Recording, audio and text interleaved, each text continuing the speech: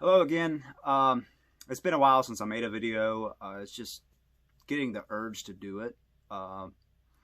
So I'm just going to get right down to this, try to make it quick. I'm going to have more than one part of this. These are albums that I like, at least somewhat, or even more so, that were critically panned or hated by fans and critics. But still, a few of these have a loyal following, so I'm just going to get down right to it and go right through the list. Since this band, this iconic band, just had their 40th anniversary a few days ago, let's start it right off with The Crew. That's the self-titled Motley Crue album. I always enjoyed this record. It's the more mature side of the band, and obviously John Corabi is a hell of a much better singer than Vince Neil. Don't get me wrong, Vince is the voice of the band, but he cannot sing anymore. Never really could that well. But yeah, I mean, this album, Hooligan's Holiday, is the big hit from it. It's a great song. Drift Away is a great ballad to end the album. And then you have Misunderstood about, growing old and suicidal. A lot of this album is dark because it's written about John Corabi, or John Corabi wrote most of it. Like Misunderstood, or not Misunderstood, where is it? Uncle Jack, about, I think it's his uncle who abused him or his family. Yeah, it's really dark. And a lot of people expected, that fun glam metal and so-called hair metal from this band, but this was a different beast altogether. It was their strongest lyrically by far, so a lot of people don't like it, but I think it's a pretty good album. Next is even more damning of an album.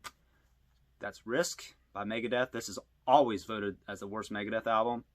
I disagree. I like it somewhat. Prince of Darkness is definitely one of my favorite underrated Megadeth songs. It's just really good. Might even be about Alice Cooper, I don't know.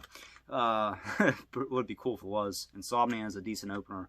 A lot of people want to make fun of Crush 'Em. Dave Mustaine hates it. It's cheesy, but I saw them perform it on WCW Nitro. So, plus that Van Damme's film with Oldberg, as I call him.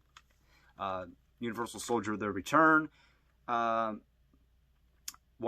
is how my channel Wonderlust, about travel. I mean, it's just a decent album. There's nothing like great on it, but there's a couple highlights which elevates it better than, say, Super Collider or 13 or even A System Has Failed. I never liked that album too much because it was too much of a solo album by Dave Mustaine. So I talked about this on one of my videos already, and that's Kick's Show Business. This one, basically, I don't even think anybody really reviewed it.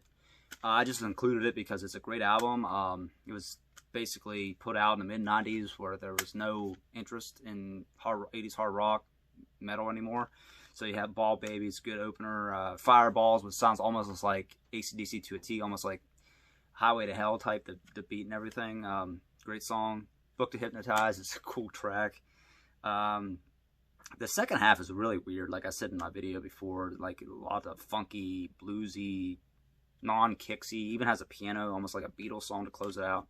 It's a very unique album, and I wish they would play songs from this on tour. I've seen them many times. They've never played anything from that album, but I've seen a few videos on YouTube of them playing like Fireballs, maybe 911. Next up is another damning album, but I always liked it. That's Chinese Democracy. I haven't done a GNR video, which I should, because they're my favorite band, and I just always knew the order, and I just never got around to doing it. So this I knew was not going to be as good as the classic, Use Your Illusion or Appetite for Destruction. Chinese Democracy kicks that album off. It's a great song. Banned in China for a good reason. Better is a great song. That was one of the singles released. Street of Dreams reminds me of like a Use Your Illusion type ballad. If there was a time. Great song, There Was a Time. Catch Her in the Rye again. It's a pretty good song too. Gonna Call the IRS. I mean, there's a lot of good songs on here. There's some tinge of new metal and crappy shit. Like, it's not that great, but overall, it's pretty good. I think people should go back and listen to it. I know it's not the classic lineup, but check it out. You might like it again if you listen to it enough. This one I just picked out because it's one of my favorite Metal Church albums, not due to the shitty cover. Actually, I don't mind it. I think it's a joke, but Hanging in the Balance. Basically, this album, they broke up with Mike Howe, and they were dormant for 4 or 5 years until they brought back David Wayne for Masterpiece. But this album pretty much went unnoticed because it was like 93. The music was changing. These guys were from Nirvana's, also Nirvana's hometown of Aberdeen, but of course Metal Church was way better. I don't give a shit. They are way better, and they were first, but they're both from the same town. And God's a Second Chance. You're no friend of mine. That's a great song. I'm your conductor. Welcome to the station. They just did that Redux version of it on the From the Vault. Yeah, it's a good album. It's one of my top 4 Metal Church albums, probably, and it's just, nobody ever talks about this, so I just wanted to include it. That's 5 CDs. I'm going to talk about 5 vinyls real quick. First up, the so-called hair metal album from Saxon. And while this is not their best effort, it's far from their best effort. I think Rock the Nations is way worse. It's my least favorite Saxon album. Ride Like the Wind is an odd cover, Christopher freaking Cross, but they do a great job. It was one of the singles off of it. I Can't Wait Anymore was another video. It was very power ballad-like. It's kind of cheesy, but since I like that genre, I didn't mind it. Red Alert, yeah, I mean, it's just, that's actually quite right. I'm thinking Red Alert because I haven't heard this album forever. But yeah, it's not great, but when you listen to it, there's nothing really wrong with it. I mean, it's not as hard and heavy as you would think, like Wheels of Steel or, you know, Strong Arm of the Law. It's really poppy, more radio friendly, but what can I say? Like I wish I can do better reviews, but I have so many albums, I don't have time to really review them. I mean, I do, but I just want to really talk about them real quick and then move on. Now, this one, a lot of people hate as Black Sabbath fans. I think Technical Ecstasy is the worst classic 70s Black Sabbath album. This one's actually really good, in my opinion. It's probably my 4th or 5th favorite Ozzy Black Sabbath album.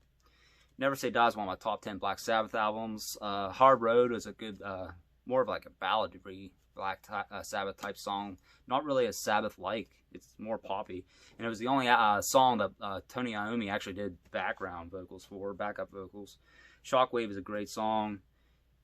This is Johnny Blade, great song, underrated. The second half I don't like as much. I mean, it's okay.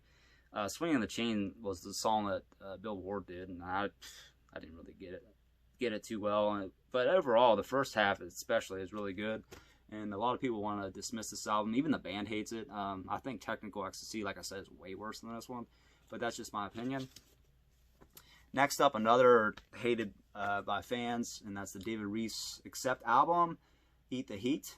And yeah, this is, you can tell it's more like radio friendly, the so-called hair metal and not traditional style metal Accept does, but XTC is a badass tune. The opening track, that could be even an Udo song. Generation Clash was the single that they actually redid with Udo on, I think it was Death Row. I prefer this one, actually, although both are good. The one that sounds like a Stan Bush song, like from a Karate Kid type film, Stand for What You Are. That's so unaccept-like, but I love it because I love AOR sounds. I'm like, that could be in like the Karate Kid or any, that could be like a Stan Bush song. But I mean, it is what it is. I think it's a pretty good Accept album, actually. I would probably rank it in the middle of their discography. And I'm looking forward to their new one coming out. I pre-ordered it, and I only need one more to go to get a whole complete set. I can do a video on theirs. Next up, I had this ranked earlier in a video, Twisted Sister, Love Is for Suckers. I had it ranked last, but I think I'm going to, if I had to re-rank it, I would probably put it above, Come Out and Play, because it just grew on me a lot. Both of them are by far the 2 worst Twisted Sister albums, but they don't make a really bad album, because this album, when you first hear it, it's like, it's not that good, but fuck, these songs, you know, they just grow on you. Wake Up the Sleeping Giant is the one they finally played for so long, right before they retired, because fans wanted them to play a song from this album. It's by far their best song off this album. Hot Love was a cheesy single. It's okay. Love Is for Suckers is a great song. Love is for losers. Love is for suckers. Great song. I love it. Me and the Boys. That sounds like a classic Twisted Sister song from maybe You Can't Stop Rock and Roll. One Bad Habit. I got one bad habit. I love the rock and roll. That's another song that sounds like from the early Twisted Sister albums. Yeah, so you are all that I need was dedicated to his wife, Dee Snider's wife. I forget her name. They're still together. They were even on Wife Swap. It was pretty funny. But yeah, that's Love Is for Suckers. And to end it, might as well do the band shirt I'm wearing. One I always liked, a lot of people hate, and that's Pink Bubbles Go Ape by Halloween. This is the weirdest fucking cover ever. I don't understand it, but in the back. But yeah, this was less power metal and more just straightforward hard rock. And I don't know if you would want to call it radio friendly, but it was more, you know, like I said, more poppy or more straight away from the power metal that they were known for previously. I hate Chameleon. That's my least favorite Halloween album, but this one's actually pretty decent. I don't know why people hate it so much. We're the kids of the century. It's a good song. You'll be number one. Good pop ballad. Heavy Metal Hamsters was supposed to be a joke, and the band recorded it as a joke. I think it was from their record producer or something, or the record company. But somehow it got on the album, and that's why a lot of people, when they think of this album, they think of that song and make fun of it. It's pretty cheesy, but it's funny. Mankind is a different type of Halloween song, like a slow, brooding ballad of, like, it almost sounds like an old style Halloween song, I guess. And The Chance is a good song. Chance and I haven't heard it forever, that's why I can't sing it. But I have a cover of this by another band. I forget who it was again. But yeah, The Chance is probably the highlight of the second side. So overall, it's not their best album, obviously, but it's pretty damn good. I think Pink Bubbles Go Ape. This is the UK press, first OG press. They reissued it just recently, and there's the gatefold. But those are 10 albums. I have 10 more. I just didn't want to keep talking. It's already 12-minute video, so let me know what you think of these albums and maybe other ones I could check out. If I have it, I will talk about it in the next episode I do of this.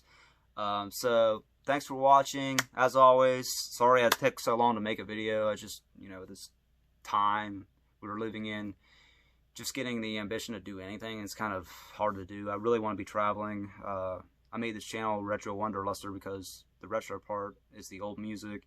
The Wonderlusters because I always used to travel, but now I can't do that or go to concerts. So it's like, I don't know. I mean, it would be nice to like go live if I was in Europe again and talk about things, but it is what it is. I'll put a link in the description for, you know, to subscribe. And as always, take care. Rock on. I'll see you later.